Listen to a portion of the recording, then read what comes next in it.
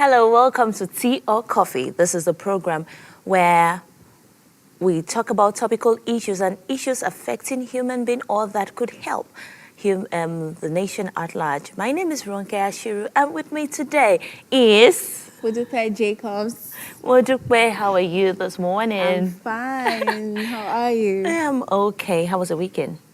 Weekend was hectic. Really? Stress-filled. I didn't get to rest much. So. Why?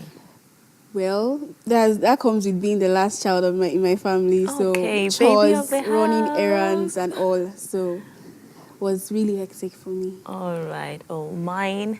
I was able to rest. I was able to sleep a bit, and that I enjoyed because I've been wanting refreshed. to. Yeah. And beautiful. Oh, thank you, and you too. Thank you. It's a Monday morning, and this is Lagos, Nigeria, and today we'll be talking about the thin lines in signing contracts. You know, a lot of people, they just put their pen to paper, any paper brought to them.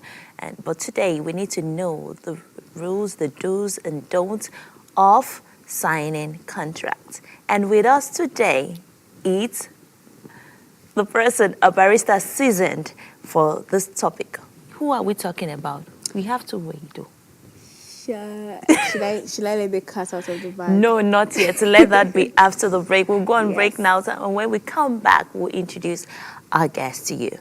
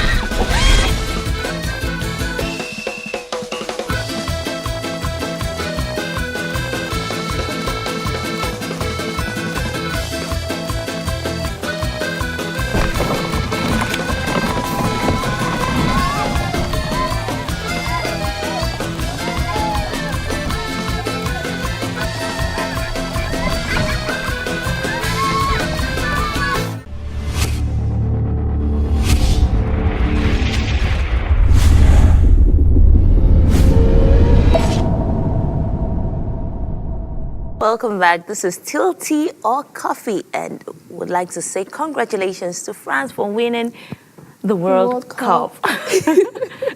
Did you watch? Did you watch it, I didn't bother. Since Nigeria just decided to, not win. Oh, it's a wrong question to ask a lady because I know the 80% or 70% led me, maybe about 70% of the ladies actually are really not interested in Yes. football. I was interested when Nigeria was still in the game. But after Nigeria, After Nigeria did what? They call it Ja. You ran away. You lost interest. Yes, All sir. right. And also congratulations to Dr. Fayemi for emerging the winner of the 2018 gubernatorial election. So, but now, to the business of the day. We have a guest in the house, the managing director, Ivory Solicitors, Maryland, Lagos, and he's also a faculty at the School of Media and Communications, Pan-Atlantic University, Ibejuleki. Who are we talking about? We're talking about Barrister Tomi Vincent. Thank you very much. Welcome. Thank you very much. I know that this, amongst others, you are this, you are that, you are the head of that, load of things, but if we have the whole day, that's where we can suffice. mention. Exactly. Thank you very, very much for having me on. Okay. I'm grateful to you. Thank you. Thank you, Modupe. You're welcome. Thank you very much. All right. Yes, we want to talk about thin lines in signing contracts. Yeah. Very good topic, I must say. Very good topic. Very good topic. Because this is what kills many people. Probably, let's say, jeopardizes business interests, makes people to feel cheated. You know, for some, let's even start from the fact that some don't even endeavor to have a documentation of their transactions. All right. And those who even go ahead to do it sometimes see it as a bother. And sometimes to even read it becomes an issue. So there are some people who don't care about it, and there are some people who, when it is trusted at them, okay, sign this document, it's almost like a burden to do. Yeah, maybe because it's mostly lengthy. Yeah, you see, it's funny, and I must say to you that any transaction that is short, also be very careful about it in terms of there are possibilities, human dynamics come into play whenever you are entering a transaction. So many dynamics will come into play. So you have to be very careful that the transaction that you are entering into, if it does not cover the possibilities, it becomes an issue, because nothing is straitjacketed when it comes to human relationships. Okay. That's why even sometimes, lawyers, mindful of this, try to capture as many possibilities. And for many of us, we don't even know. For instance, the phones and the tablets you're holding. Yes. Hardly would you want to subscribe to any app without you being asked to, to say, Click on the okay, agreement. I agreed. agree, yeah. And this, to a large extent, goes to the root of transactions. You might think it's nothing, but those who put it there, they understand that. And there's a particular time when I was with my, I was to undertake. I know somebody opened Yahoo for me. Somebody opened the Yahoo box for me, my Yahoo mess, and then I wanted to open my own for myself on Gmail. You understand me? The email box. I wanted to. So that particular day, I told. I was doing it. I was doing it when a meeting came up. So I told my secretary, I was reading this, but I can't finish it now. Just print out this for me. When I come back from this meeting, I will read it.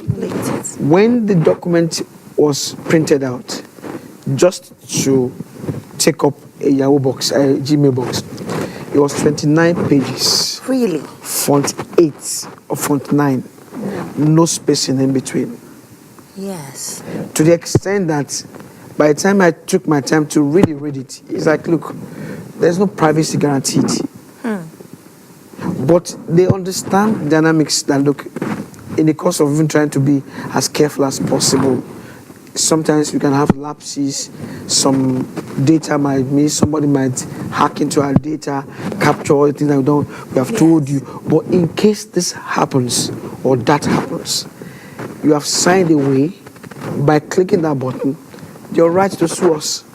Because we have told you that we're not going to be liable for, those are the possibilities. So there are dynamics, I'm trying to put that there are dynamics of relationship that where even the document is short, it becomes, you should even be wondering, hey, I hope, everything is taken care of. That's just the truth about it. So it's not even just about signing. Some people sign, and some people sign reluctantly, and some people sign arrogantly. Okay. Arrogantly, believing that they know what they're signing. I'll give you an instance now.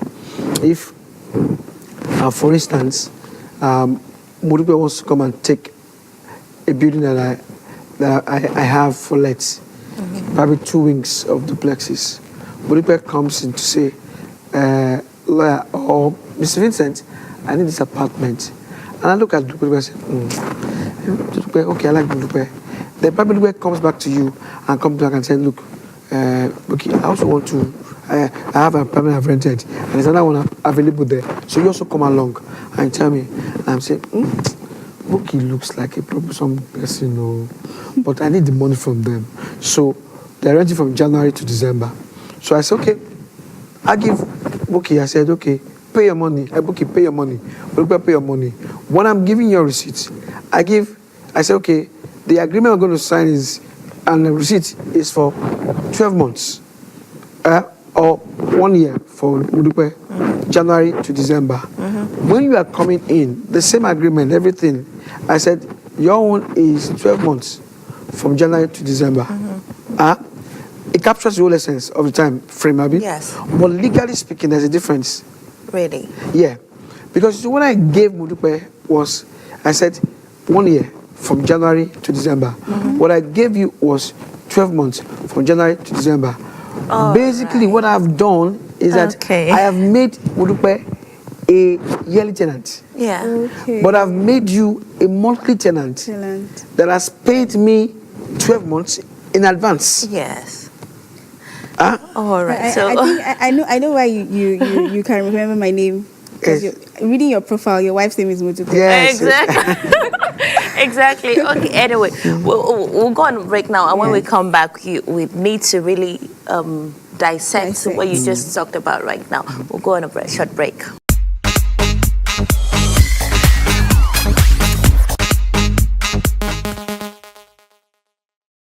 Walking into comfort in a safe environment is every family's dream. At High Impact Planet Resort, our fully furnished service apartment is a home away from home. Amazing views right in your luxurious world.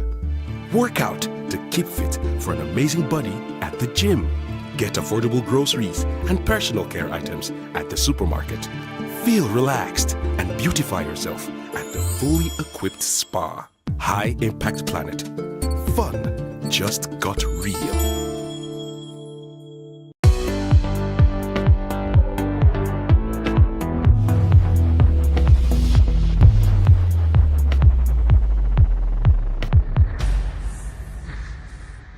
Welcome back. You're still on to Tea or Coffee on High Impact TV. And of course, we still have Barrister Tommy Vincent in the house. And he's trying to dissect what exactly a contract is. So I want to ask, you've been talking about contracts. You know, everyone keeps saying, okay, I want to sign a contract. I want to sign a contract. What is a contract? Yeah, thank you very much. A contract is simply an agreement between two or more parties. And this is the clincher, which the law court will enforce. Anybody can have an agreement. Yes. But the agreement that is a contract is the agreement that the law court will enforce. Okay. Buki meets me tomorrow in the hotel. And Buki says yes. It's an agreement. But can the law court enforce it? No. Why? Or because there are, I love that, that's a brilliant question as well. There are elements that will form. You know, we're trying to say more or less that what is a house? They want to say these are the house, or what is what constitutes a house, as different from just a mere shelter. Okay. A contract must have 4 elements. There must be an agreement between the two parties. Okay. Agreement as per the thing. So if I say, bring me a flower vase, that in itself is not a total agreement. Okay. There must be specification about what flower vase are we talking about. Okay. So, because if I say, bring me to a flag, and there's no specification about what we want.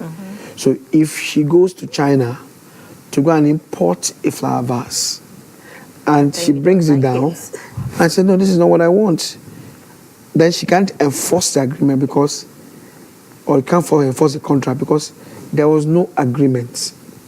An agreement will consist of offer, acceptance, as different from invitation to treat. Okay. So I can't force you to You pay. can't force you. Yeah, there must be an agreement. All So right. probably what I was asking is, I need a flower vase. That was still an invitation to treat. We're just making a suggestion. Okay. But because she was going to China, she saw what she liked there and said, perhaps Tommy will like it. And you brought it down. You can't say, but you told me you wanted the flower vase. Yes, I told you, but there was no agreement yet about the specification. That's number one thing. There must be an agreement. Number 2 is that there must be consideration. What is consideration? There must be movement of something in exchange for what I'm going to give you. So consideration is that something must move from both parties simultaneously to each other. Okay. So, you know what? When I'm going to buy sweet from the malam, Okay. is a contract. Yes, I mean, malam, do you have tom tom? He said yes. I was asking questions. Invitation to treat. Yes. Give me one. Offer to buy. Okay. Take one. Acceptance to sell. Yes. Now he's giving me sweets. Yes. I'm giving him my money. So the consideration for the malam is that something has moved from me, which is his sweet, has moved to me, and from me, my money has moved. So that means consideration has exchanged. Okay. Do you understand? Yes. So for both of us, it has something has exchanged. So the law will say that consideration has passed. Something has moved from both sides to each other. The third element is that that contract must not be illegal. Okay. It must not be an illegality, prostitution, criminality. So if I told somebody, go and slap somebody, I'll give you 10,000. If the person ends up slapping the person and comes back on me, I can say I will not give you money. And the person will not have opportunity to go to court and say, he wants to, oh, I promise you, because it's an illegal contract. And the fourth thing is that there must be capacity. Okay. The people involved must have the capacity to transact that business. It must not be illiterate. It must not take probably a blind person is something of the mind is not clear and things like that. So when those four elements are in the agreement, Yes. it becomes a contract. Okay. Otherwise, it's not a contract. Okay. Let me take you back to what the example you gave the other time about the house, renting an apartment, and one is for 1 year, one is for a month. So in other words, if the person, we are talking about a landlord giving two people the same apartment. Yeah, no, two different apartments. Two different apartments. Yeah. Okay, so one person, starting is at the same time. Yes. One person is, okay, like Murukwe is probably biased. Yeah. Murukwe are like, Buki, I'm not so sure. Ronke. Ronke, I'm not so sure. So, Ronke, I said, I'll give you the same apartment for the same period of time, but I will denote it as a monthly tenant. Okay, so that means I might be paying every month. No, you have paid me Yes. for the 1 12, year. Yeah, but rather than being a bulk payment of 1 year, Yes. 1 year period, Yes. I've broken it down To 12 months. 12 months. Yes. And the significance of that is that I've turned you to a monthly tenant who has paid me 12 months in advance. All right. Okay. So like the law, they're saying that no landlord should... So if I want to quit you, I don't need to give you 6 months notice. Yes. All right. I'll only return the balance and give you a month's notice. Oh my God. But for her, because I denoted her as a yearly tenant, Yeah. so she was entitled to the 6 months statutory notice. Okay. Do you understand me? All right. But, you know, and I'll give you an example of that. I've had people come to my office and they want to sign document. They don't read it. Even if you give them, go and read this. They never ask why this, why that. All they do is just to ascribe their signature. And that's all. So, you know, the essence of that is that, and you know, for many people also like their signatures. They love their signature. They always love to sign. You know, the way it gives them so much relish when they sign signatures, you know, and they cock their head You feel cool. and they go, you know, and they go signing. So it's like more of the joy of signing. Especially when some people come and say, I just got a job. You have to be my surety. That is even a dangerous thing. Yeah. Because, like I said, you know, the implications of what you're doing, you have to be very, very, very aware. In fact, you know, some of the people I say, you have to know the law that you are, the law that concerns that. Let me give you an example of what I'm trying to say. Your sister, and I just got 2 nights ago, a pastor said he signed a shorty for somebody, and the person has stopped coming to his church. And he doesn't even know where the person is now. Wow. Wow. And I said, too bad, sir. Because as far as that Shorty is in that person's file, you remain bound. And many people don't understand it. It's the sentiments that, if I don't sign it, will he not leave the church? Yeah. Or if I don't sign it, how would his brother feel? How would his sister it will feel? make me look like a bad person. Exactly. So this is where you have to understand the law that governs what you're doing. It's not the sentiments that govern it. Yes. It's the law. So know the law. Ask questions. What I want to do, what is the implication of it? And don't ever assume that when it comes to sign, that is mere English. It's not mere English. It might be English for you, but it might be a technical word. Okay. So what could happen? So once you say a Shorty, once you sign a Shorty for somebody, you remain bound. And you know, like you said, Shorty is different from even guarantorship. Guarantorship is, I guarantee, okay, you're going to employ me. You want to employ me, okay?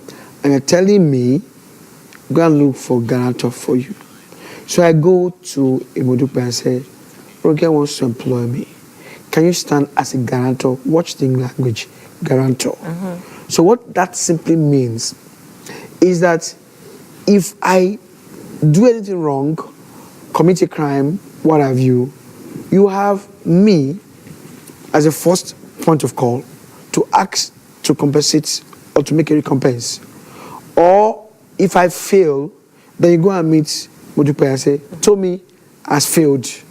Come on, we can make a recompense for what he had done. But the Shorty is different.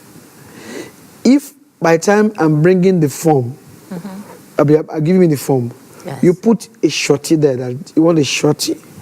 What has happened is that if I give it to Modupe and she signs the Shorty form, it simply means that Modupe more or less has replaced me. Is not standing by for me. He has replaced me. What that means is that anything I do for you, you stop looking at me as me. Because you are going to be looking at me as Modupe. So even if I'm stealing you blind, as far as you're concerned, Modupe will pay. exactly. That's the difference between guarantorship and shortship. And people don't understand. They just, so it's not just even about, it's not primarily about the signature. It's not about the things that are pertinent or probably related to that signature. That, so here you go, you signed what you think was a guarantor. So you're telling, so Modupe, Roger comes to me and I say, goes to Modupe and say, Tommy has stolen my money. And I say, because, but he's still there and yes, you know where he is. I say, no. You signed as Shorty. So you would even pick the person first. It's not that when the person as a Shorty, I'm not your reckoning again. Really? Yeah. I've been substituted by her. Wow. So what happened is that, as far as I'm concerned, I'm safe. So I could do anything. Okay, so I want to believe that there are different types of contracts. Or they are different. Just can you just give us, few? They can cover anything. Anything, building contract, engineering contract, transaction. There's so many types of contract. You see, contract essentially denotes agreement. And that agreement can be taken to any extent. Okay. In fact, some people have prenuptial contract before we get married. Yes. Let's have a prenup. Yeah. Whereby, my money is not our money. My money is my money. Your money is your money. Is that prevalent in Nigeria? It's not. Yes. It's not. But abroad, so you have you could cover any type of you could have a lot of contract, but generally you have simple contract, and then you have the formal contract. You see, the simple contract, the contract that you do. Let's put it this way. Most of us will engage in contract on a daily basis, and you don't have to write it down. You don't have to write it down. You understand me? So the simple contract means that the one that can be oral or can be written down. Written. Okay? So we can have an agreement that is oral and is binding. Is binding. How? Is binding. How will you be able to prove that in How court will in you be? case? Yes. Okay, let me put it this way. To a large extent, you know, it might be difficult to prove, but it's possible to bring witnesses. Okay. Probably you can say Nigeria is a bit difficult, but I remember that at the time when I did a transaction in England, I bought some shoes and I said I'll come back the next day. In fact, I priced the shoe low. I got to a shop and I saw the shoe and I asked them if I could buy 2 for a discounted price, and they agreed. And I saw that look, can I buy 4 for that price? So I kept pricing. By that time, my cousin who took me there has been in England for so many years, ran away because I never had somebody pricing. So I priced Like pepper and tomato. So I told her, I said, look, I'm from Nigeria. I'm using Naira equivalent, so I'm calculating. So the next day when I went back, I didn't have the money. I had to go for the money to go and pack the shoes. When I went back the next day, it was an oral contract. When I got back the next day, the person that sold the shoes for me was not there. But somebody else was in that shop. And I told him I wanted you to pick the shoes. And I said, it's impossible. It's not possible. I said, call your friend. And he called. And I said, look, an agreement is an agreement. It was after he had gone that I realized that it was a short, but, you know, let him take it. So where am I going with it? But here, it's kind of because the trust issues and what have you. But when you can have surrounding witnesses, look, I'm giving this money to how? Probably nowadays you have a lot or mobile, whatever. I pass money to you for something. And the banks have even made it easier now that they ask you what is money for. You can put a remark about money for Ashwebi, money for what have you. So that can also aid you in proving that you might not have had a written contract, but this money passed. And that's why those remarks are very good. You just concerning part payment for the house, part payment. So it's a documentation for you. There's money from the bank, and, you know. So that's it. We see many cases of artists having issues with their record label concerning contracts they signed. You know, so what are the key things to look at when signing a contract? No, you see, number one, you have to look at the extent of the benefits and interest provided for. That's why even it's not so much as, you know, some people say, oh, my manager will take it. The manager sometimes looking at the commission. He's looking at, okay, if you sign this contract, this amount that is due, that could blind you. And sometimes they want to, you know, because the contract is very essential in that sense. So probably they take you to a Disneyland or take you to high impact and then put you there. And when they put you there, you go through all these rides and what have you. You have some wonderful meals. Then in the evening when you are so tired, they ask you, let's sign a contract.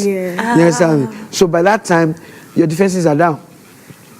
And it's high. So most times it's better you take an independent look at that. Your extent of interest, how many years is this covering? So many aspects. For instance, there's a photo shoot, you know, you post for somebody and the person said, okay, we're going to use it for your calendar. That's what they told you, right? Yes. And then next thing you see a billboard. And the next thing you go to Ghana and see that picture in Ghana. It's because most times people just, me, beautiful me, and they just pose and then they just sign here. And most times you just say, everybody can shine. The excitement just makes you blind to key things. And then even before you want to sign, I say, before you sign, please come and that one. You didn't get that one. Please come back and do it again. And then like this. You know, so it's a way of pulling down your defenses, your you know. So by the time you come back, you say, okay, that last shoot. Okay, which one? We'll get sign here. So. Distractions. To distract. All right. So, are you saying that is it good to go with your lawyer when you want to do things like this? It's good to go to your lawyer, and it's good to give your lawyer opportunity to work for you. Must you be financially okay to get a lawyer? It depends. It depends on bargaining power. Really, it depends. Yeah, sometimes it's good that you compensate your lawyer. It's good that you compensate, but it does not necessarily mean that the pay will determine how good the lawyer is. It's just that, you know, if you can find a lawyer that has integrity and has the conscience to be very, let's say, be conscientious about the work at hand. And I say also, if you can give that lawyer a chance to work. I'd gone with somebody to a bank before to go and sign a document. The person had been doing work with the bank. I've been doing business with the bank, and the bank didn't cover him. Didn't give a good cover in terms of their own papers. They were giving him over loans and overdraft. And this gentleman, for some reasons, his business went down. But the bank did not have a good covering when that's so they were exposed. So the bank needed to get back this man. So they went to the man they told the man that they would give him more money. And the whole thing was just like this time around, he would sign paper that would take care of the past one that did not do and what have you. And he took me along to say that he wanted to say, and I said, look, this is what has happened. You have escaped that thing, but they want to bring you into it now so that you can sign for it. I said, no, I will not sign. Go possible. They just want to help me. They want to help me. So we went to the bank headquarters on Amadu Bello Way. When we got there, the man, they asked, who is this person? The man said, my lawyer. The moment he said, I'm his lawyer, the bank officials just made sure that they just adjusted themselves one way or the other, and they're just talking, whatever. Okay, I hope you're comfortable. Tea, coffee, what have you. Eventually, I just came and called the man and said, let's just have a word with you, blah, blah, blah, blah, blah, blah. And they just, and then the man just came back to me and told me, let's go. I said, let's go. He said, I've signed. I've signed what? He said, I've signed this. I said, wow, you signed. They've neutralized you. Are you understanding me? So it's not so much as if the lawyer being there. Sometimes it's about you as a person being mindful. And some people are so, because if someone is egging you on, they probably don't want to get you to do something that they know that you need. They will put a lot of pressure, tell you that if you don't get it now, someone else will get it. And then the lawyer might be taking his time to check. Most times they say, no, lawyer, you are taking too long, blah, blah, blah, blah, blah, blah, blah, blah. They rather, So it's always difficult.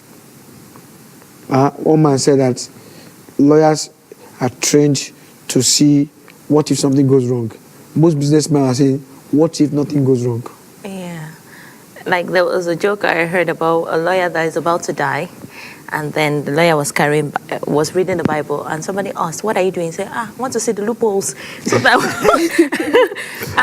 so that's I'll be able to, So that's just it. So many people see that, and that's why, signing has been so much of, people just sign anything. Anything. You just look at it and say, did you sign this? So let's talk about breach of contracts. Once a contract is broken, what are the necessary steps to take? If there's a provision for that possibility, then you sue. Okay. So there is a way. That's why I said you have to contemplate the possibilities. Oh, okay. Sometimes the breach has been contemplated and has been provided for. Are you understanding me? Yes, I am. So if there's a way, that's why you have to be detailed about what you sign. Okay. When there's a breach.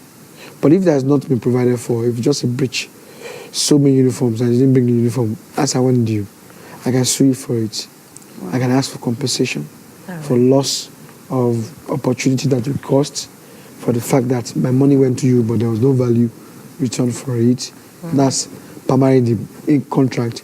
But not beyond that, because that uniform I wanted to wear was to do particular issue. And that issue, convocation. Yes, that issue has been missed. Convocation is even light because probably the money for the commission, but probably I was meant to get a contract, a bigger contract. And you didn't give me that, because of that. So I can sue you for those damages, special damages or general damages. Okay. But in some cases where we hear that somebody got sued and he was to compensate with millions, most of the time, do they actually pay this money? Oh, yes, you have to. If you don't pay, there's a way they call it execution. We call it 5A. Okay. 5A. Like for instance, like the general idea is that people say that once a landlord gives me quick notice, I will not pay. Yes. But that's a very wrong fact, because you see, there's no law that says that if a man gives you quick notice that you cannot pay, you will not keep paying for that accommodation. There's no free accommodation anywhere. Yes. Yes, I mean, it's just that it will not call it. Even with the 6 months notice. Yes, it will not. It will not call it rent again. It will call it money paid for use and occupation of that location. It's not rent, because rent is the key word between when there's an agreement. Agreement. But when there's no more agreement, Yes. you still pay your money, but that will be called for use. We call it main profit in law, use and occupation of that place. Now, if you don't pay that money, for instance, and you leave the house, as a landlord, I still have the right to sue you, not for leaving the house, not to eject you, but for the money owed. Okay. So I sue you for the money owed. All I just need to do is to know where you have packed to. And I continue the case. Because I can prove that you have paid me money for that time. When I get the judgment, I'll come to your new house and levy the execution. Okay. Levy execution means that I'll look for something that is worth that value. I'll call police, I'll call the court and tell bailiffs. They will come and pick something that is worth the value of what you're owing me. That's what they call levying of execution. Okay. And then you go to court and dispose it and then pay me the money. So the same thing in contract. If you're owing me, and I can just get bailiffs to come and seal up the property and then start selling the things the way they want to sell. Okay, so is there a way one can get out of a contract without being sued? That's a brilliant one. Because you see, that's why you have to be very careful about before. The best option you really have is not to enter it. Yes. But once you have entered it, it comes with compensation, it comes with costs, it comes with penalties. Sometimes to say I'm not going on with the contract, some contract will have it in that once you stop. Because for instance, if you say we're going to go to Lagos, my boss, okay, I want to come and rent your bus to go to Lagos. You understand me? And then we have had that contract. And tomorrow, we were supposed to start the contract. I said, no, we are not going. That comes at the cost of own care, because there's a possibility that there are people that wanted that same bus. Yes. Who for one other reason, I've been stopped, said, look, I have a contract already. So by waking up tomorrow, the next day and say I'm not going to go, is a breach. Even I say that I want to come out of it or not. And then for her to not to bring the boss out on that money, means like all the agreement I could have done, I did not do it. That's why it's better you look at the logistics before you enter. If you enter it and then want to start changing the game, it usually comes at a cost. Okay. Very expensive, because sometimes even much more than the cost of actual execution of the contract. All right. Wow. Yeah. So how can one make a contract void? Okay, you can void the contract when, for instance, I like that when the people that or the factors involved in that contract are not being done. You understand? It's okay. Look, you're supposed to build me a house. You're not building that house. You are building something different from what I asked. So that you have made that is fundamentally the contract is not being executed, so it becomes like there's a void contract. And the other thing is that if the things that the elements I told you about, 4 elements, agreement, they are not there, you can say that the contract is void because we don't even have an agreement. Okay. We don't have an agreement. We thought what we were thinking. I employed you as a presenter. You came thinking you're going to be a director. So when you came in, even though I've given you a letter, but your expectation and my expectations obviously are not matching. So it's a void contract. Okay. There could be so many reasons for making a contract void. All right. I know that some people listening now, they've signed contracts that they're realizing now that they shouldn't have signed. In those cases, what do you? Is that you bear the brunt, or you call for renegotiation, if it's possible. Okay, so you can. But, you can. But sometimes the other parties do not want to.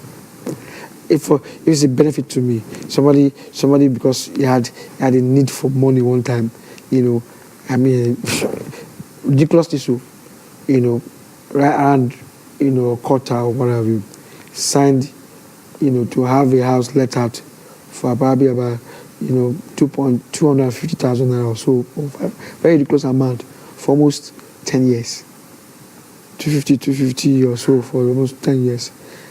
And the moment he did that, the person that did it is, I think, because the person that owns the house or that inherited the house needed money. Yes. These guys had the cash to give, so he gave it, and they signed a contract for the house. Ridiculous sum. Of course, immediately he did that contract, he just sublet it. The man just sublet the house. Smart one. At a ridiculously high price. 2 years later, the other man wanted to say, like, I don't know what went over me, how could I have signed that thing? I said, because I needed money, you know. And so we've been calling the other man, please, can we negotiate? Of course, he wouldn't want to negotiate because there's also is making. So sometimes it might be difficult to negotiate the contract. Okay. That's why the best thing is to look anything you're signing at all, signature, not even the contract, minutes of meetings, blank sheet, sign here, we'll compose it later. Things that they come in flurry of papers and they say, okay, sign here, then sign here, then sign here, then sign here. And then you just say, I'll sign, I'll sign. Don't even check it. Sign. Sometimes you even finish sign and say, did you sign the paper? I signed. What they ask you to say, no, I can sign this. You don't even read it. Wow, that's so ridiculous, and that's really mind-opening. You know, because a lot of people, they do this. They do this. They don't want to go through the pages. No. Instead of saying, "Can I have this?" and let me go read at home and get back. They just sign. No, sometimes they even make you look embarrassed for you to even be reading. But there was a time I went when MTN just came to Nigeria. I went to, they were doing, then it was pay as you go and bundle or whatever they call it, business whatever version, where you have to contract package. So a client got me to help him procure the contract package. So I went to their office and I saw people just signing. So when it got to my turn, I asked for the paper that I was signing, and he gave me the paper. It was gray, watery gray, behind, very tiny, whatever. Excuse me. So I took it and I started reading.